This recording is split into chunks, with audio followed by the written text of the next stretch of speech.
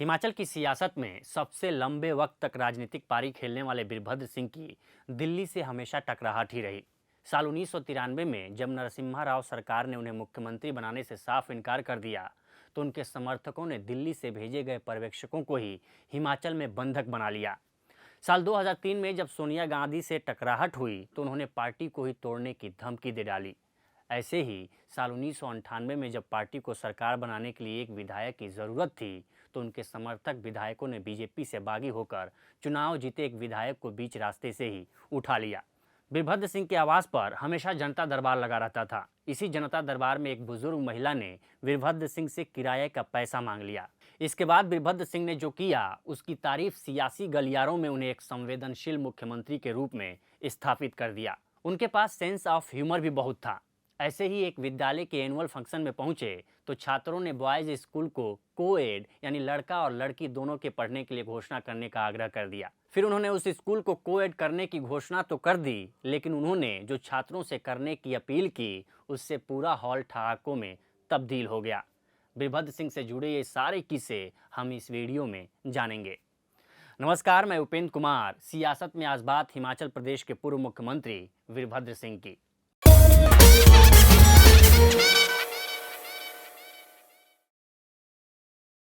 साल था 1993।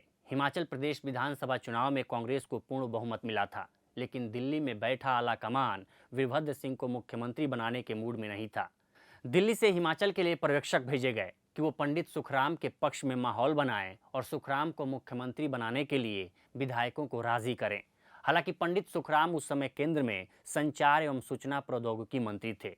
दिल्ली से जिन पर्यवेक्षकों को भेजा गया था, उनमें पंजाब के पूर्व मुख्यमंत्री बेअंत सिंह भी शामिल थे।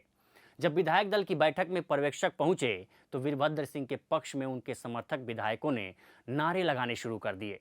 वरिष्ठ पत्रकार और हिमाचल यूनिवर्सिटी के प्रोफेसर डॉक्टर शशिकांत शर्मा बताते हैं कि वीरभद्र सिंह के पक्ष में माहौल बनता देख कई विधायक उनके खेमे में शामिल हो गए, जो अभी तक सुखराम को सपोर्ट कर रहे थे। पर्यवेक्षकों ने वीरभद्र सिंह और सुखराम के पक्ष में विधायकों से सिग्नेचर करवाना शुरू कर दिया। तब पता चला कि वीरभद्र के पक्ष में विधायकों की संख्या ज्यादा हो गई है। इस पर वीरभद्र सिंह के समर्थक विधायकों ने मांग शुरू कर दी कि वीरभद्र सिंह को मुख्यमंत्री घोषित किया जाए। इस पर पर्यवेक्षकों ने साफ मना कर दिया कि इसकी घोषणा तो दिल्ली से ही होगी। हम सारी स्थिति को दिल्ली आलाकमान के सामने रखेंगे, वही अंतिम निर्णय लेगा।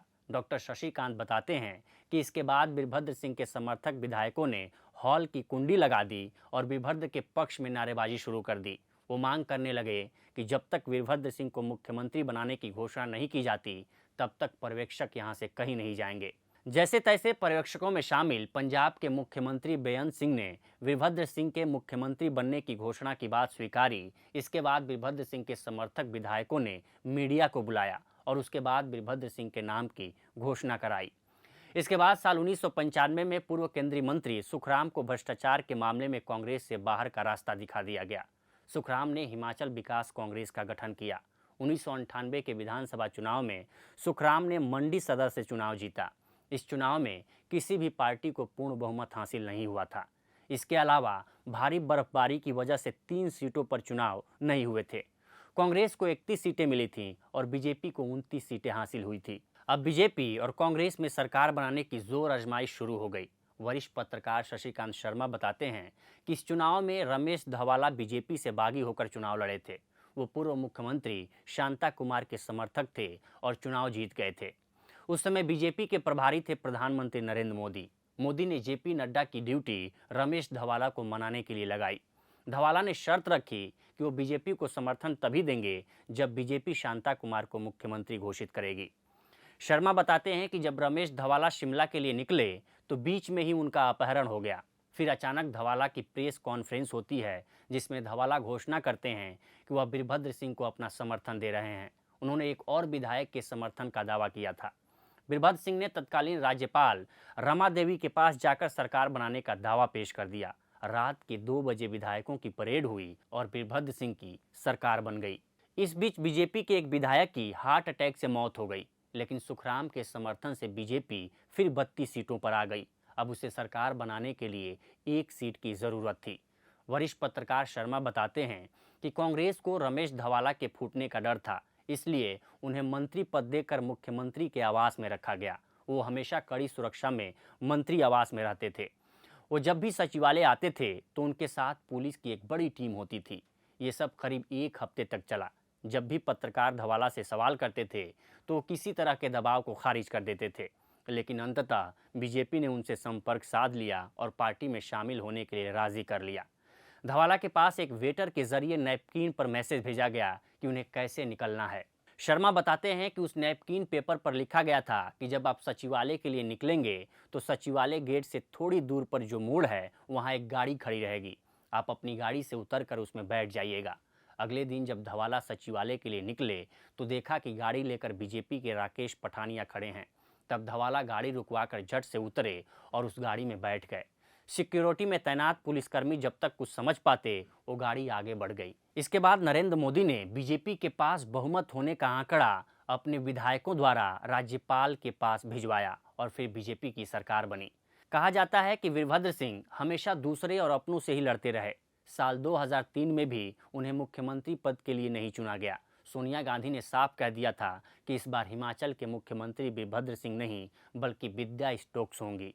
इसके बाद वीरभद्र सिंह ने आलाकमान के खिलाफ जाकर बगावत की बात कर दी और विद्या स्टोक्स के समर्थक विधायकों को तोड़कर अपने पाले में कर लिया।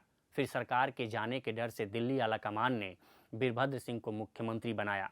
वीरभद्र सिंह के पास सेंस ऑफ ह्यूमर भी बहुत था। वरिष्ठ पत्रकार शशिकांत शर्मा एक किस्सा बताते हैं कि कोटशेरा कॉलेज के एनुअल फंक्शन में मुख्यमंत्री वीरभद्र सिंह आए हुए थे तो छात्रों ने उनसे एक मांग रखी कि बॉयज़ कॉलेज है, इसको को-एड कॉलेज कर दिया जाए जिससे इसमें लड़कियां भी पढ़ सकें।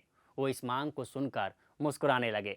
फिर जब संबोधन के लिए खड़े हुए तो उन्होंने मंच से घोषणा की कि लड़कों की मांग है कि इस कॉलेज को को-एड कर दिया जाए, तो मैं आज ही इस मंच से घोषणा करता हूँ कि इस कॉलेज को को-एड किया जाता है।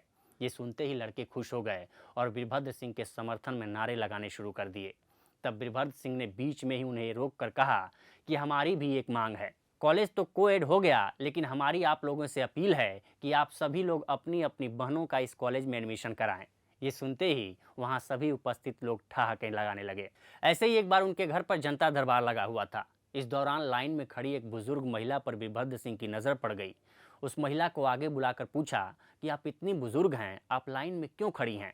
तब महिला ने कहा कि मैं इलाज के लिए शिमला आई हुई थी, लेकिन अब वापस अपने घर चंबा जाने के लिए पैसे नहीं हैं। मुझे पैसे दे दीजिए ताकि मैं अपने घर जा सकूं। इस पर वीरभद्र सिंह ने मुस्कुराते हुए कहा कि पैसे तो मिल जाएंगे, लेकिन मैं कल ही चंबा जा रहा हूं, आप हमारे साथ चलिए। फिर वीरभद्र सिंह ने उस बुजुर्ग महिला को अपने साथ हेलीकॉप्टर में ले गए और उसे उसके घर पहुंचवाया। ये स्टोरी आपको कैसी लगी हमें कमेंट सेक्शन में कमेंट कर बताएं और सियासत का अगला एपिसोड किस पर होना चाहिए ये भी सुझाव दें। फिर मिलते हैं अगले एपिसोड में, तब तक के लिए नमस्कार।